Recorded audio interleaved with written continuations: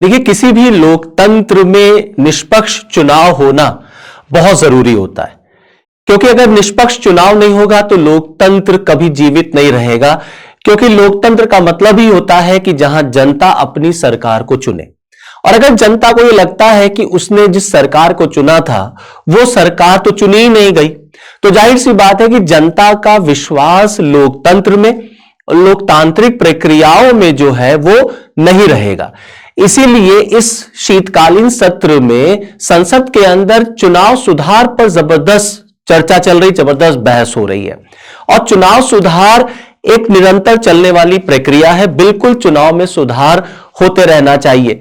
और जहां तक रही बात चुनाव की, तो देखिए, भारत में जब चुनाव की बात आती है तो इसके लिए निर्वाचन आयोग एक संवैधानिक संस्था है हमारे देश में, जिसका यह काम है कि वो निष्पक्ष रूप से चुनावों का आयोजन कराएगी और कोई पक्षपात चुनाव आयोग नहीं करेगा। लेकिन हाल के दिनों में जिस तरीके से चुनाव आयोग के ऊपर आरोप लगे हैं कि उसने एक दल का समर्थन किया है चुनाव जिताने के लिए, यह बड़ा गंभीर विषय है।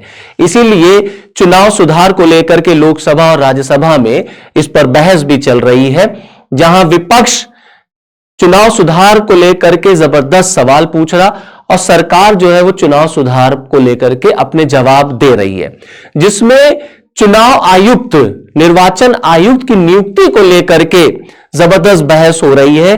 क्योंकि विपक्ष का मानना है कि निर्वाचन आयुक्त की नियुक्ति में चीफ जस्टिस ऑफ इंडिया का भी शामिल होना बहुत जरूरी है। और अगर सरकार निर्वाचन आयुक्त को नियुक्त करेगी तो कहीं ना कहीं निर्वाचन आयुक्त जो है वो सरकार के लिए काम करेगा।